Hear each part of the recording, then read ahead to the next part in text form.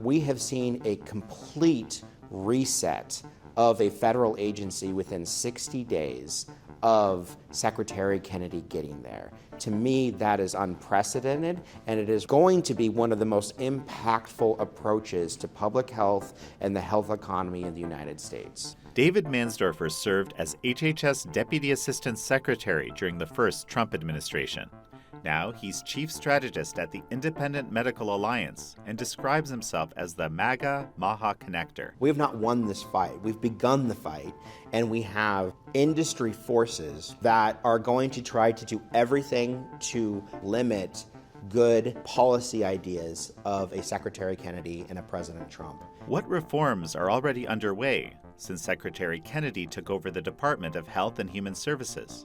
What pushback has he faced? And will the administration be able to reconcile or even merge the disparate agendas of the MAGA and MAHA movements? Even in the terms of the unknown, it is better to have leadership that's willing to take these bold actions than it is to continually lead Americans down a poor health outcome path. This is American Thought Leaders, and I'm Jan Jekielek.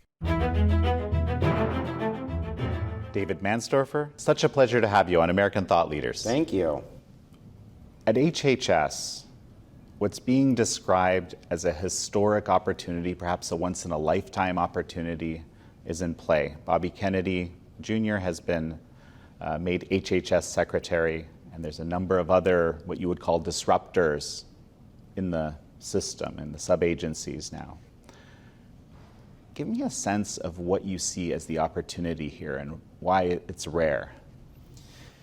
Well, Secretary Kennedy came in on a movement that was combined with President Trump's agenda, which gives us a disruptor in chief and then also a disruptor of health at the same time.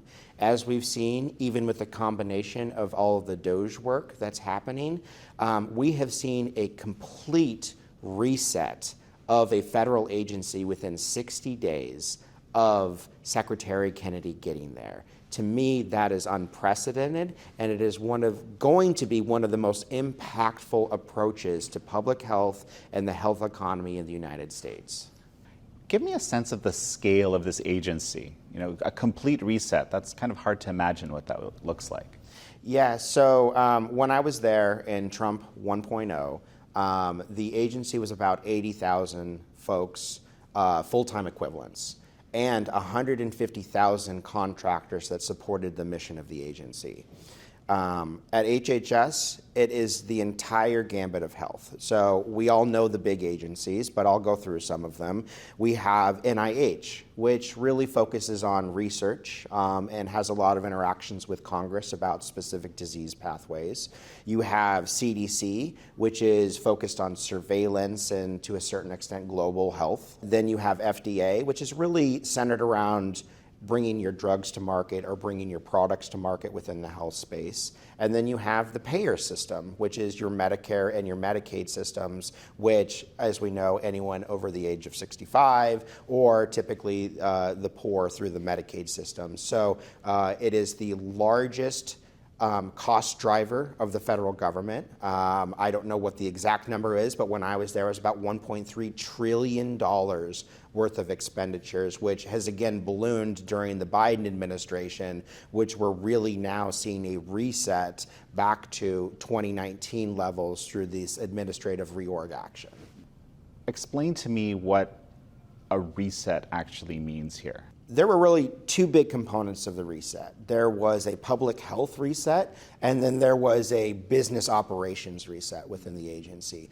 And so they took divisions that were part of the larger HHS infrastructure, so SAMHSA, which is your mental health division, essentially, HRSA, which is your federally qualified health center, or your local community health center that the government runs, and then my old office in OASH, and they combined that to be this new department, the AHA.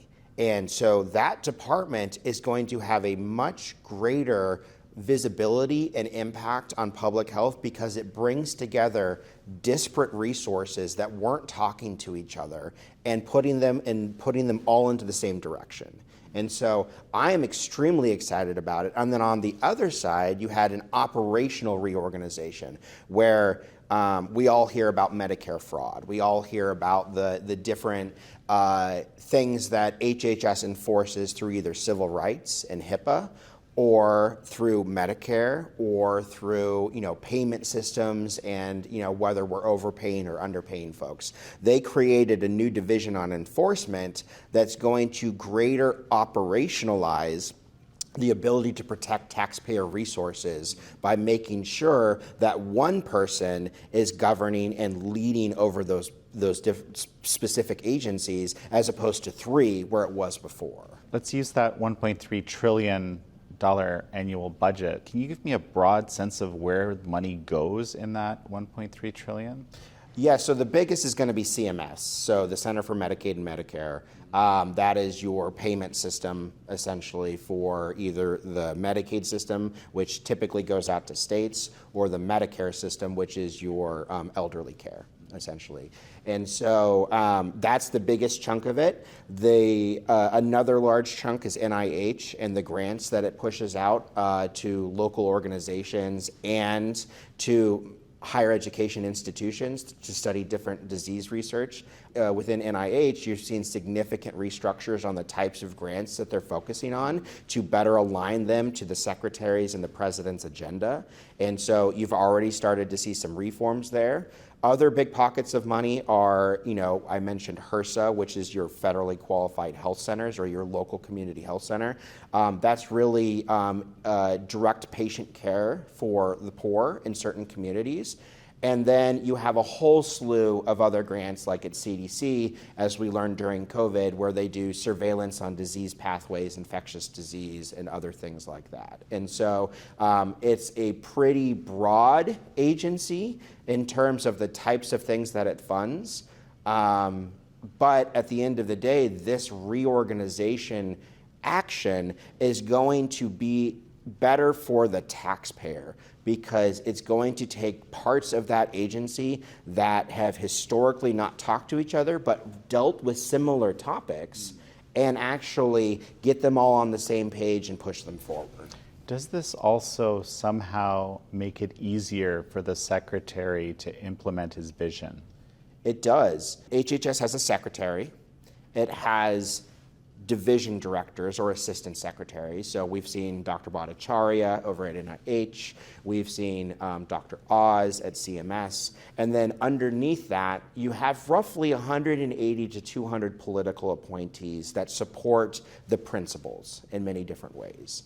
And what this organization does of the political appointees is it basically puts folks over specific divisions underneath SAMHSA, OASH, HRSA, all of these acronym words that don't make sense maybe to the general public, but have integral parts to the health economy system in the United States. And so the secretary, by reorganizing this, has basically level set the career bureaucracy in the agency. And what I mean by career bureaucracy are the folks that last beyond an administration. Political appointees are attached to the president. The career bureaucracy, or the 80,000, now 62,000, are folks that typically last no matter who is in charge in the executive office. By resetting the agency, you get to now pick the leadership for all of these new divisions that you're creating. And unlike the status quo, where we saw very little turnover in the agency, you basically get to put an entirely new, fresh face of career leaders that are aligned to the president's agenda and the secretary's agenda in positions of authority that could be and will be longer lasting than just this administration. So, broadly speaking, how is this agenda different from the past agenda? So if folks remember, when President Trump first took office in 2017, repeal and replace was on the agenda. It was a very high priority. Obviously, we weren't successful in that occasion, but we really had to deal with the political dynamics of the Affordable Care Act. Well, the Affordable Care Act, again, is mostly focused on health economy, right? It's health insurance, it's getting folks to health outcomes. But this time, we are infusing a new era of public health, which Republicans and conservatives have typically not talked a lot about. Republicans and conservatives stay very strong on the health economy. We love to talk about, payments. We love to talk about hospital, rural health, and how the economy is impacted by health. Right now, we have a secretary who cares deeply about public health, which is everything from the mRNA vaccine to food dye in your foods and chemicals within your food, to environmental factors. These have traditionally not been topics that your normal historical Republican agenda would focus on. And so to me, having a disruptor in chief in the president and then a public health disruptor sets this time for changing the course of American history from more expenditures, worse health outcomes, to more efficient expenditures, better health outcomes. David, we're going to take a quick break right now, and folks, we'll be right back. You may have noticed it's Shen Yun season again, but I wanted to tell you a little bit personally about why I love this show and go see it every year. Aside from being beautiful, it's actually a homegrown American dream success story. All things from traditional China were under attack during the Cultural Revolution and have kind of really remained that way since. And traditional Chinese dance was almost destroyed, but parts of it actually survived. So what the Shenyun people did is, in upstate New York, they brought together the people that actually remembered what it was all about and kind of rekindled it, put it back together, rebirthed it in upstate New York. They started with one company in 2006. Today there's 8 of them touring the world. 1 million people see it every year. I mean, just think about that. In under 20 years, pulling your boots up, no government funding, and they brought back traditional Chinese dance to the world. So the tagline is China before communism, which something speaks very deeply to me personally. The Chinese Communist Party has been trying to destroy this group, prevent them from performing all these years. And over the last year, the New York Times has even been going after Shen Yun, using a lot of the same talking points that the Chinese Communist Party has been using. And with these increased attacks, I particularly feel motivated personally to invite you to see Shen Yun and actually see for yourself what it's all about, how amazing it is, how inspiring it is. So to find out where Shen Yun is performing near you, check out showtimes at shenyun.com. SHENYUN.com. You can use the code JAN25 to get theater ticketing fees waived. Again, that's JAN25. I can't stress how highly I appreciate this show and how much I think you will love it. And we're back with David Mansdoerfer, Chief Strategist at the Independent Medical Alliance. I want to find out a little more about you. Like, how is it that you came into this role of Assistant Secretary in the first place? What does that actually mean? What are the qualifications of such a person? Because you're not a doctor. I was lucky to be called upon very early in the first administration as a generalist. My first job at the department was actually the Director of Boards and Commissions.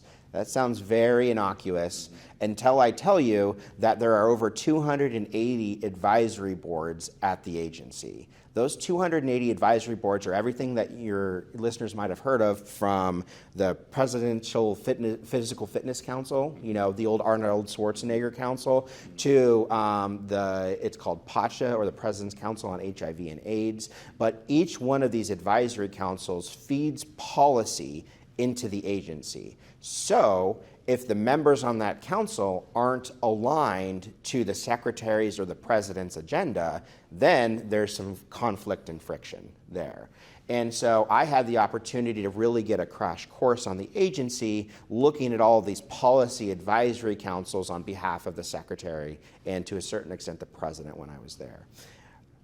That translated to, okay, so David had an opportunity to view the agency, and I'm a more operations-focused person. So a lot of folks in health policy or political appointees, they're great at certain topics. They're really good MDs that know specific disease pathways. They have great clinical backgrounds. I can tell you how to get a contract done and go from A to B. And so having that relationship with high-level, highly intelligent political appointees was great because I got to operationalize some of the things that they wanted to accomplish.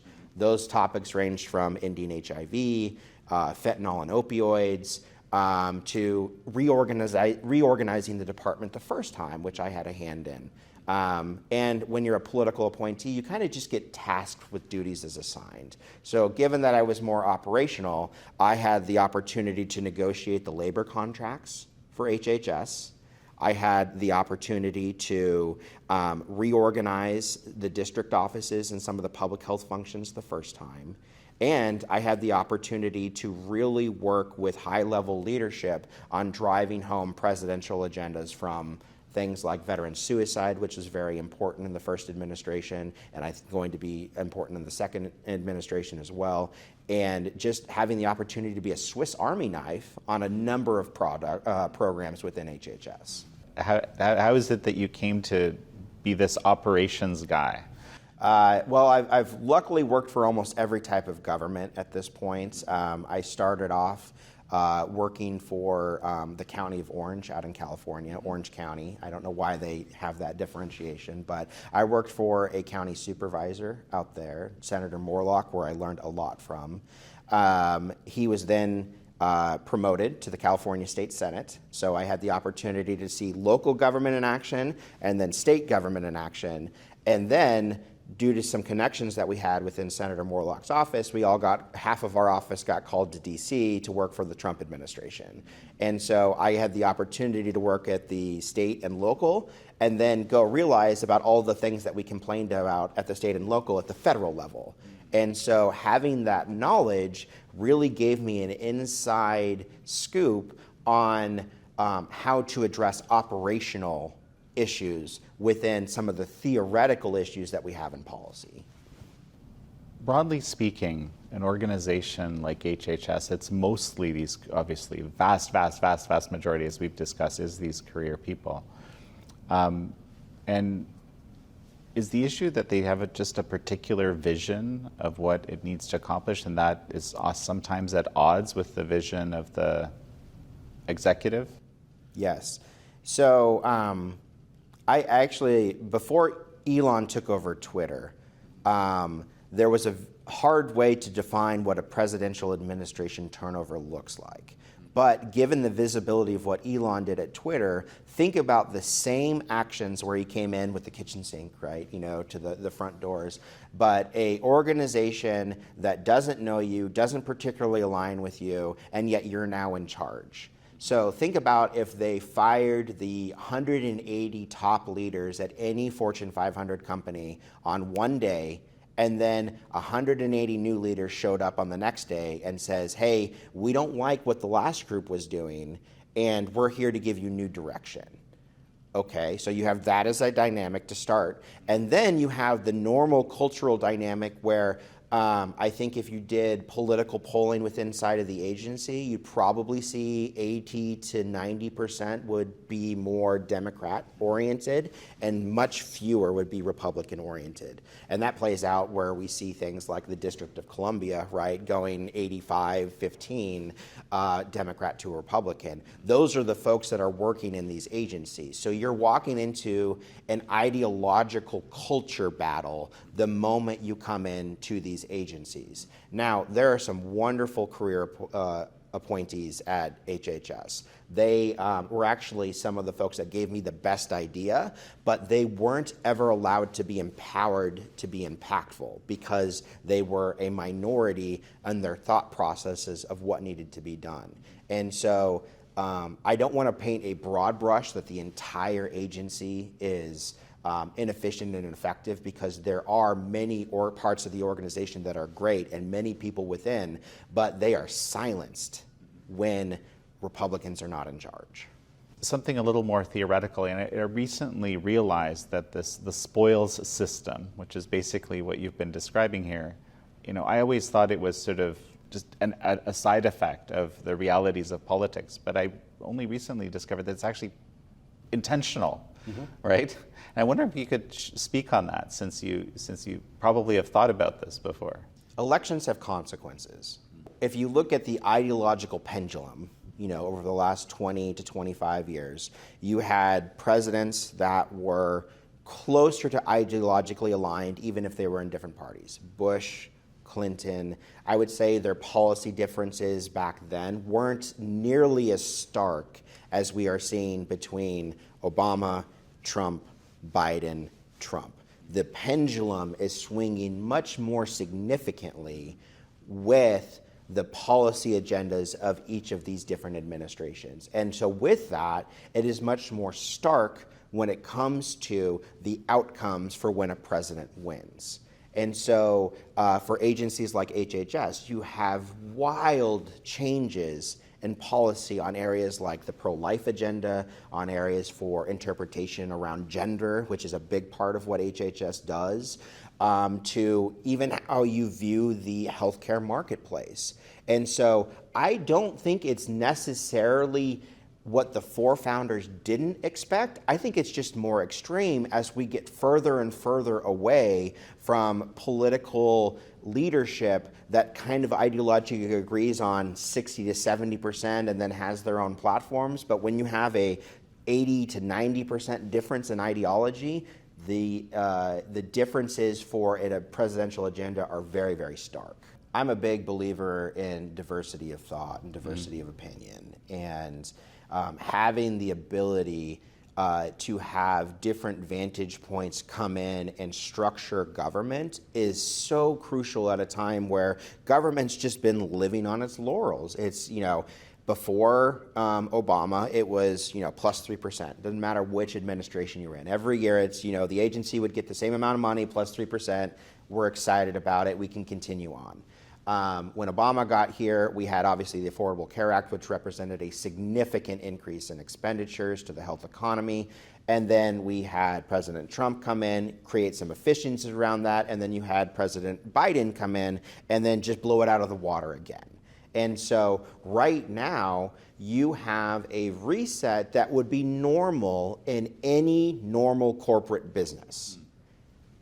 We all don't like to talk about that because we hold public, the public employee different than your corporate employee, because that's how we've been trained here in the United States, is that public service is a great calling, and it is a great calling, but it doesn't mean that our governmental entities shouldn't be treated in similar ways every now and then to reset them to make sure that they align with both the president's agenda, but to better health outcomes. How can you argue that this arcane system where we have 80,000 plus employees and 150,000 contractors and are spending trillions of dollars yet receiving some of the worst health outcomes is what's best for the American public?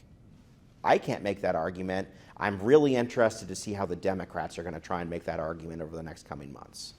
There is no one better than Secretary Kennedy to push this agenda forward, and we need to show a little bit of grace when things don't happen as soon as we possibly want them. I say that because, having been on the inside, you are up against so many forces to try and accomplish what is going to be precedent-setting and never been done before type policy actions.